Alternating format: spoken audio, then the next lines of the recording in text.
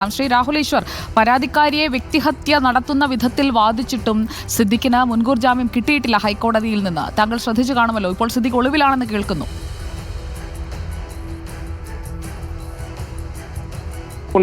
അയാൾ കുറ്റക്കാരനല്ല എന്നർത്ഥമില്ല.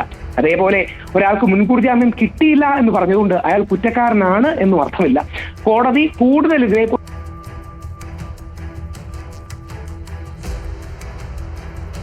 ശ്രീ രാഹുൽ ഈശ്വർ, ഇടയ്ക്കൊരു ബ്രേക്ക് ആയിട്ടുണ്ട് താങ്കളുടെ ടെലിഫോൺ ലൈൻ.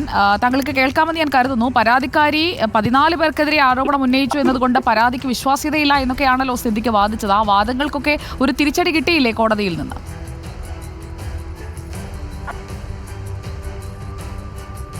ാണ് അദ്ദേഹം ചെയ്തത്. ആ സൂചിപ്പിക്കുന്നതിന് മെറിറ്റിൽ മാത്രം പറയരുത്. ഇത്തരം കാര്യങ്ങൾ കോടതിയിൽ, ബഹുമാനപ്പെട്ട കോടതിയിൽ സൂചിപ്പിച്ചു. കോടതി അതിനോട് അനുകൂലമായിട്ടല്ല പ്രതികരിച്ചത്. സുപ്രീം കോടതിയിൽ പോവുകയും ഒരുപക്ഷെ ജാമ്യം നേടുകയും അദ്ദേഹം ചെയ്യുമായിരിക്കും. പരാതിക്കാരിയെ മോശക്കാരിയാക്കിക്കൊണ്ടുള്ള വാദങ്ങളെ താങ്കൾ അനുകൂലിക്കുകയാണോ? പരാതിക്കാരിയുടെ പാസ്റ്റിലുള്ള വസ്തുതാപരമായ കാര്യങ്ങളല്ലേ മാഡം? അതായത് മാഡം ഒക്കെ സിദ്ദിഖിനെ ഇപ്പൊ മോശക്കാരനാക്കാൻ വേണ്ടി അല്ലല്ലോ റിപ്പോർട്ട് ചെയ്യുന്നത്. ഇതേപോലെ പരാതിക്കാരി കൂടെയുള്ള ഒരു പെൺകുട്ടിയുടെ നഗ്ന വീഡിയോ എടുത്തതിന് ബഹുമാനപ്പെട്ട ചൈനയിലെ ഒരു യൂണിവേഴ്സിറ്റി അവരെ പുറത്താക്കിയതാണെന്നുള്ളത് വസ്തുതയല്ലേ? ആ വസ്തുത നമ്മൾ കാണാതിരിക്കണോ? ഇവർക്കെതിരെ 20 പെൺകുട്ടികൾ ചേർന്ന് പരാതി കൊടുത്തിട്ടുണ്ട്. ആ പരാതിയുടെ കോപ്പി എന്റെ ഇരിപ്പുണ്ട്. അപ്പോ ചൈനയിലെ യൂണിവേഴ്സിറ്റി എന്ന് ഇവർക്കൊരു ഷെയ്ഡി പാസ്റ്റ് ഉണ്ട് എന്ന കാര്യം ചൂണ്ടിക്കാണിച്ചാൽ തെറ്റാണോ? ഒറ്റ പ്രധാന കാര്യം കൂടി, ഇവരുടെ മൊഴി 4 തവണ മാറി. 2019 പറഞ്ഞതല്ല 2020 പറഞ്ഞത്, 2020 പറഞ്ഞതല്ല 2021 പറഞ്ഞത്, അതല്ല മീഡിയയോട് വന്ന് പറഞ്ഞത്, അതല്ല കോടതിയിലും പറഞ്ഞത്. അപ്പോ അതായത് ആദ്യം പറഞ്ഞത് നിള തിയേറ്ററിൽ വെച്ച് വെർബൽ അബ്യൂസ് ഉണ്ടായി എന്നാണ്. അത് പിന്നീട് എങ്ങനെ റേപ്പായി മാറി? നിള തിയേറ്ററിൽ വെർബൽ അബ്യൂസ് ഉണ്ടായത് പിന്നീട് മസ്കറ്റ് ഹോട്ടലിൽ വെച്ച് റേപ്പായി മാറി എന്ന് പറയുന്നതിന് അതിശയോക്തിയില്ലേ? അല്ലെങ്കിൽ ആൾക്കാർക്ക് സംശയം തോന്നുന്ന സ്വാഭാവികമല്ലേ?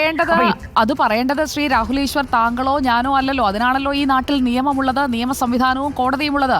അപ്പോൾ ആ കോടതി മുൻകൂർ ജാമ്യ ഹർജി തള്ളിക്കഴിയുമ്പോൾ ആ നിയമവഴിയിൽ പോരാടുകയല്ലേ വേണ്ടത്, അല്ലാതെ ഒളിവിൽ പോകുന്നതാണോ അതിലെ ഒരു ധീരത? അതാണോ ധീരതയായി താങ്കൾ കാണുന്നത്?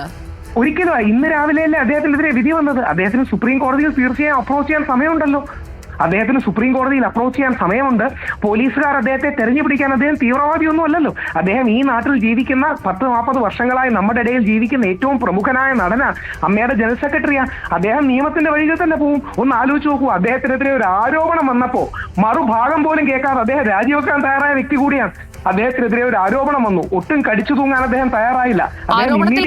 അദ്ദേഹത്തിന് അറിയാമായിരിക്കാം ആ മുറിക്കുള്ളിൽ നടന്നത് എന്താണെന്ന് അദ്ദേഹത്തിന് പരാതിക്കാരിക്കുമല്ലേ അറിയൂ. അതുകൊണ്ട് കൂടുതൽ നാണക്കേടേണ്ടെന്ന് കരുതി രാജിവെച്ചതുമാകാം.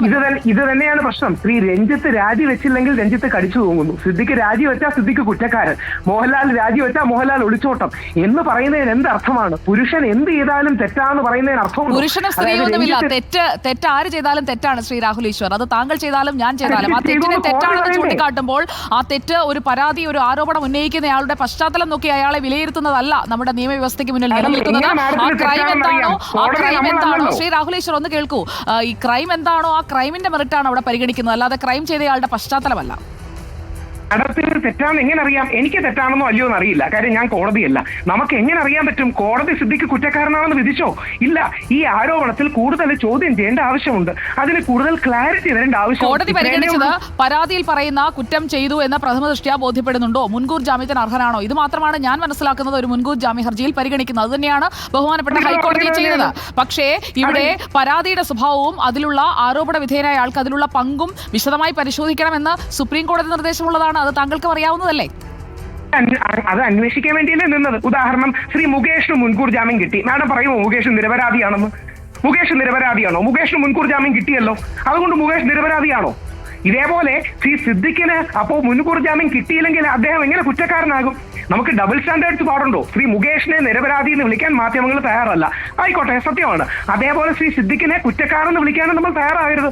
അദ്ദേഹം ഒരു ആരോപിതനാണ്. ബഹുമാനപ്പെട്ട കോടതി മുൻകൂർ ജാമ്യം കൊടുത്തില്ല. അടുത്ത പ്രോസസ്സ് സുപ്രീം കോടതിയിലേക്ക് പോവുകയാണ്. തീർച്ചയായും. അതോടൊപ്പം തന്നെ കോടതി പറഞ്ഞ, താങ്കൾ ആ ഉത്തരവ് കണ്ടിട്ടുണ്ടെങ്കിൽ അതിൽ പറയുന്ന മറ്റൊരു കാര്യം കൂടിയുണ്ട് ശ്രീ രാഹുൽ ഈശ്വർ. കുറ്റകൃത്യത്തെ പൂർണ്ണമായി നിരാകരിച്ചുകൊണ്ടുള്ള വാദങ്ങളാണ് കോടതിയിൽ സിദ്ദിഖിന്റെ അഭിഭാഷകൻ ഉന്നയിച്ചത്. ആ നിരാകരിക്കുന്ന സാഹചര്യത്തിൽ കേസന്വേഷണം ശരിയായി പൂർത്തിയാക്കാൻ, ലൈംഗിക ശേഷി പരിശോധിക്കാൻ, കസ്റ്റഡിയിൽ വാങ്ങി ചോദ്യം ചെയ്യണം. പരാതിക്കാരിയെ ഭീഷണിപ്പെടുത്താനും തെളിവ് നശിപ്പിക്കാനും സാധ്യതയുണ്ട് എന്ന് പ്രോസിക്യൂഷൻ ചൂണ്ടിക്കാട്ടിയത് കൂടി പരിഗണിച്ചുകൊണ്ടാണ് മുൻകൂർ ജാമ്യം നിഷേധിച്ചത്. മുകേഷിന്റെ കാര്യത്തിൽ അതുണ്ടായില്ല. ശ്രീ രാഹുൽ ഈശ്വർ.